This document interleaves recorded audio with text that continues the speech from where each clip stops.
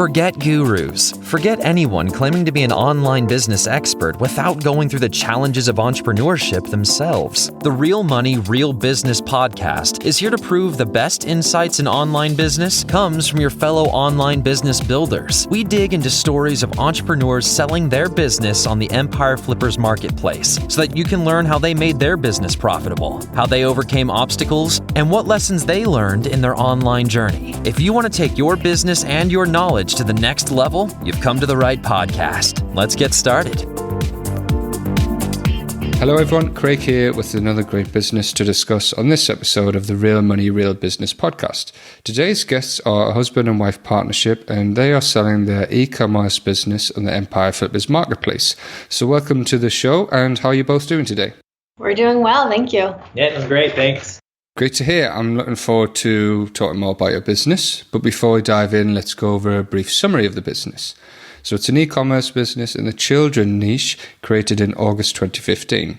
The average monthly revenue for the business is $334,525 and makes an average of $102,372 net profit each month. For everyone listening, you can visit empireflippers.com/marketplace and search for listing 49215 to learn more about the business, or you can unlock this listing to start your due diligence if you're interested in purchasing this asset. So now that I've given a general overview of the business, let's have a look at what's included in the sale. So we have the domain with all site content and files, the Shopify storefront account, email list with over 84,000 addresses and over 64,000 subscribers, social media accounts for Instagram, Facebook and Twitter, employee contracts, and it's important to note that inventory is not normally included in the list price, but further details can be provided to active buyers. Okay, now let's hear from you both. Can you tell us a little about your background in building and running online businesses? So yeah, we were actually photographers for a number of years. And as we had children, we looked for work opportunities that would have us home a little bit more. So my wife started this business with the idea of us being able to work from home and spend a lot of time with our kids. We've also started a women's line. And so we've had a little bit of many hats that we've worn over the years, whether it's photographing, my wife doing the design work, me managing the back end, just with a couple different businesses and kind of learning along as we go. Excellent stuff. Yeah, it's interesting you mentioned photography because the quality of your product photos on your website are fantastic. Were those photos you took yourself or? You know, it's kind of a mixed bag. Since we've grown, we've started to outsource the photography a little bit more just from a time standpoint than anything. But we started probably the first 3 years doing all of our own photography, model casting, just because it was something we enjoyed doing. But yeah, thank you. Yeah, excellent stuff. Well, how come you decided to choose an e-commerce business coming from a background of doing photography? I think it was more kind of like a lifestyle choice for us. You know, I tried a desk job for a while, going into an office 9 to 5, and we kind of realized that that wasn't a lifestyle that we wanted to live. We wanted to try to have, you know, some flexibility with our schedules. Again, we have young children. We wanted to be able to spend time with them and volunteer in their classes. And so just knowing a couple people that had worked in e-commerce and seeing the lifestyles that they were able to have and afford with that was something that appealed to us greatly. So we wanted to have the ability to work from home or to travel and work. And that was really what kind of drew us to an e-commerce business. I think doing wedding photography for about 5 years, the grass is always greener on the other side, and doing something in the service industry, I think we were burned out a little bit and wanted a product to sell instead. So e-commerce has really excited us. Okay, great stuff. And this business that you have at the minute, how does it primarily make money? So all of our sales are generated through our Shopify store. We ship direct to consumer.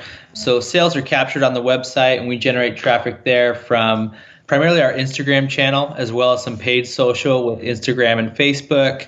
We obviously leverage influencers and campaigns through social media channels that drive traffic there. And we've done a very small amount of wholesale. That's probably an opportunity for a new buyer, but we liked the D2C model so much that we tried to stay in our lane there and really kind of confidently, you know, keep that running really well. But we've done a small amount of wholesale through the Shopify site. We get asked all the time for more of that. And there's apps within the Shopify app store that would allow you to facilitate that pretty easily, as well as getting on other websites that help promote small shop wholesale as well. But for us, most of our revenue, 99% of it's been generated through direct-to-consumer purchases made on our website. Okay, interesting stuff. So the paid advertising you've done on social media, what sort of campaigns did you do? Is it product launches? And did you run those campaigns yourself or did you outsource that to an agency? So over the years, we've worked with various agencies and I've done some of the campaigns myself. But more than anything, just from a time standpoint, to keep our hours in the business low, we've recently partnered with a really great ad agency that manages all the campaigns, and they have a great process for retargeting ads. And they're always on top of keeping our content fresh to make sure that the conversions are staying high. Excellent. And with the influencers, is that something that's been successful for you, or is it something that you've started to branch out to recently?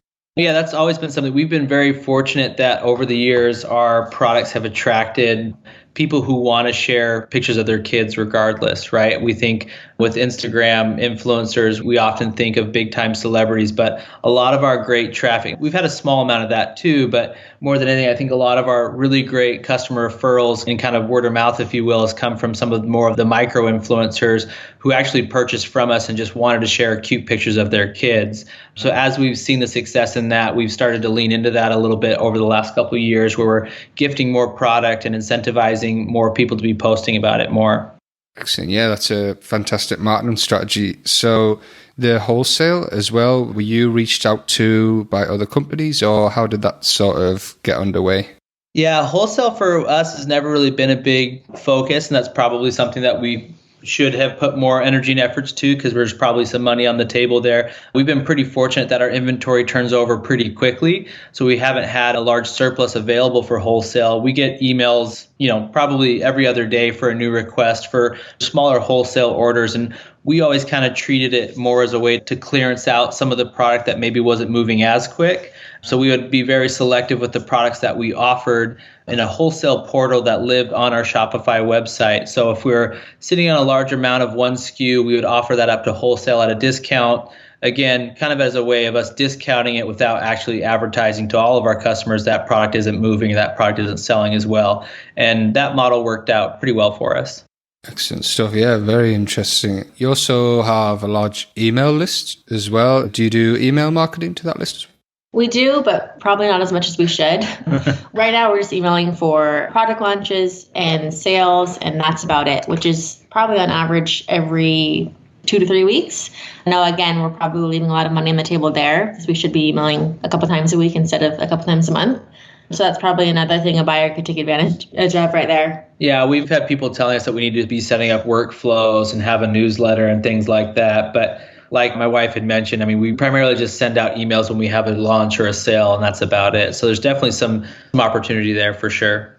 Okay. And as for the maintenance of the business, you have 3 VAs helping you out right now. What sort of work do they do? So we have one assistant who does all of our social media channels managing. So Instagram, Facebook, engaging with the community there, posting to the grid and commenting with customers. We have one who does all of our customer service management from our email inbox. And then we have one who works very minimal hours at our third-party fulfillment center, just doing various kind of counting, inventory checks and things like that. Okay, excellent stuff. And what sort of work do you guys do on the business right now? So I would say I'm more of a logistics role myself. I probably work about 10 to 20 hours a week, depending on the week, forecasting for future purchase orders, kind of coordinating those shipments from our manufacturer in Los Angeles, and kind of making sure all of the purchase orders and invoicing is done on time. And then my wife is more on the design side and the kind of creative direction of everything, sourcing new prints and curating new collections with the colors that we release and kind of keeping that all on track with the campaigns that our social media girl is working on.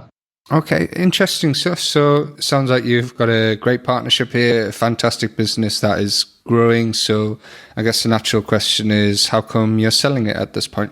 Well, we've started another brand about 2 years ago and sold it. And we're looking to start another brand here pretty soon in a non-competing space. And for us, I think the more exciting part of the business is building it up, creating it from nothing, and getting something going. Now that It's kind of a well-oiled machine and kind of on cruise control, you know. We want to complicate things for us. Yeah, we like the challenge. We like the creation process of it. And this company is running really well, and we see the potential in it.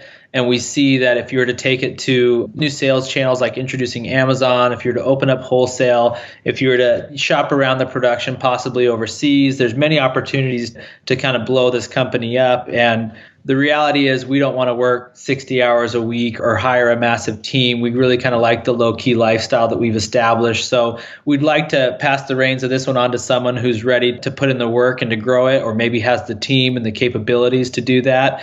And we can kind of grow another one from the ground up and see how that goes. That's kind of a more exciting for us to kind of start something from nothing there. Yeah, for sure. That makes a lot of sense. So speaking of opportunities for growth, you mentioned if you were to keep the business, what are some ways that you would try to grow it?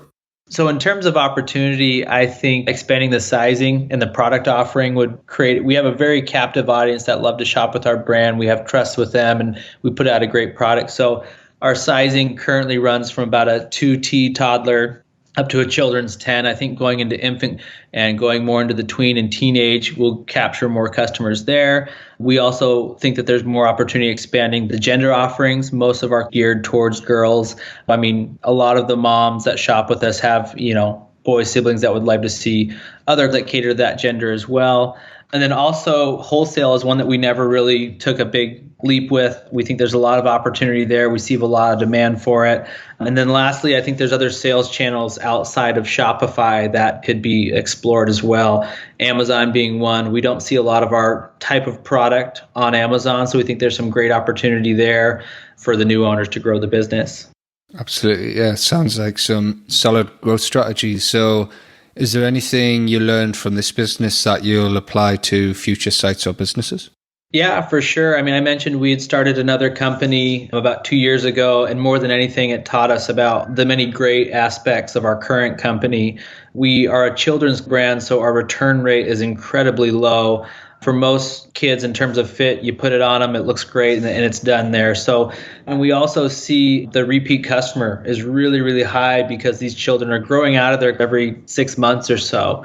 Those type of can be scary for a lot of people, but I think for those reasons, as a children's clothing company, there's a lot of positives to it. And so there's definitely some opportunity there.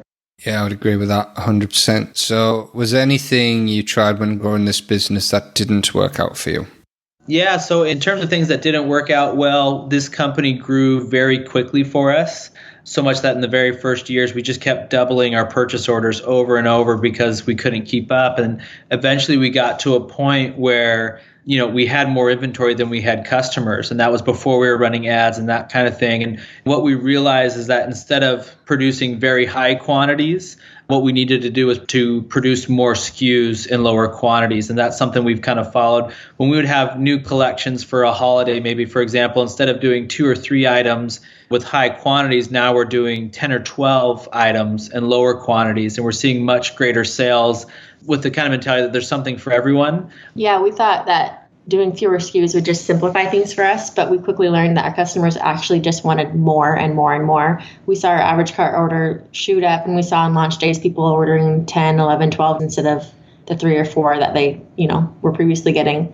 So it just made more sense to do a lot more SKUs, and it benefited us. Yeah, and keeping the site fresh was crucial to bringing in new traffic. We think, again, scaling up our quantities didn't work as well as we thought as just increasing the product offering. So just changing out the colors constantly, giving reasons to send new emails, giving reasons for customers to come back, and increasing the offering, I think more than anything is what we've found to be more successful rather than just simply making more and more of the same thing. We've found that we want to keep the site fresh and it works better for us. Yeah, some super valuable insight for a potential buyer. So in terms of that perspective, what sort of skills or requirements do you think there are for someone who's not familiar with this niche or business model? We tried to set it up in a way that someone could come in and take it over fairly easily. I think the ability to forecast and kind of order is pretty crucial. Shopify provides some incredible data as well as we have previous purchase orders to go off, but just being very conscious of when to order styles and keeping that on production. And really, project management is probably the bulk of what I would say that needs to be done with this business, just making sure that things get done orderly and in time. We've been lucky that we've got some great vendors that'll continue with the business that help facilitate that. And then we've also, as far as design goes, much of our styles are just simply restocked, same styles with new prints and new colors. So we tried to make the clothing design very easy to where you don't have to have a technical background or how to sew for that matter. We have many prints and colors and styles that we simply bring back every year to make that process easy. We also have partnered with some good technical product designers as you look to increase the product offering and make new styles. We have people that are ready to go to work in that arena. So in terms of skills, really, I would say project management is a big one. Just being able to manage production that's maybe a year out and make sure that everything's getting done in time and staying on top of it's really pretty critical here. Okay. And what do you think are the biggest risks with this business that a buyer should be aware of? One very real risk for us was, with the recent pandemic, we had all of our production shut down for about 3 weeks in Los Angeles. There is a little bit of unpredictability there. And on the flip side of that, pandemic did create a huge boost in e-commerce. So we were fortunate enough to realize that. But, there's definitely risk involved with any company, right? But for us, I just think not knowing the ability for our factories to stay open was a bit of a question mark for a while. Absolutely, yeah. I think a lot of businesses suffered with that situation. So putting yourself in the shoes of a buyer, why do you think this is a business worth buying?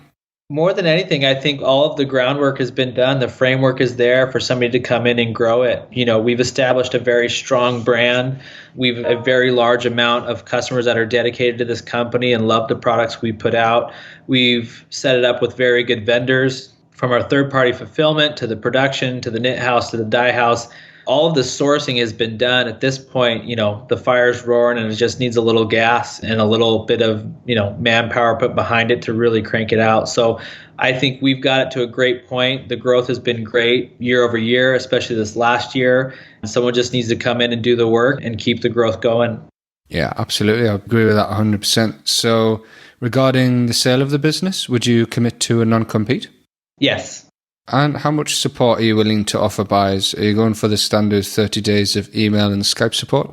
Yeah, we're happy to do that. I think there may be a little bit that would be helpful beyond that, just as you go into different seasons. So we'd be open to some low-hour support into 60 or 90 days if needed. The last thing we want to do is see this company not succeed. So we're willing to help out if that means that, the company will continue to grow and continue to be profitable. Oh, that's great to hear. And are you open to negotiating something like an earnout? It's possible. I mean, we're open to all offers at this point. Good stuff. Is there anything else you'd like to share that I might have missed? No, I think that's about it. Yeah, I've covered a lot of great stuff today. So thank you very much for your time. It's been great talking to you both. Likewise. Thank you. All right, everyone. Thanks for listening. To learn more and see if this listing has already been sold, head over to empireflippers.com/marketplace and search for listing 49215. If you're watching this on YouTube, click the link in the description to go straight to the listing. Once you've unlocked this listing, you'll be given everything you need to know about this business. So until next time, enjoy your digital journey.